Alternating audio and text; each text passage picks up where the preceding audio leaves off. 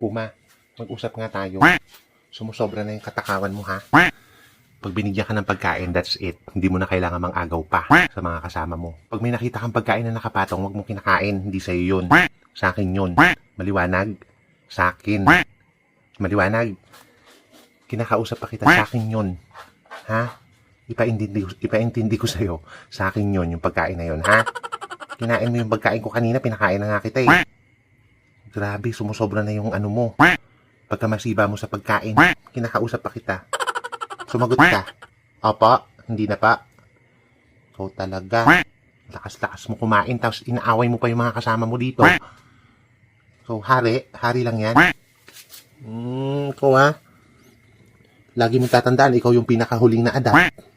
Ikaw yung pinakahuling na pulot. Ibig sabihin, dapat ikaw yung makikisama. Maliwanag.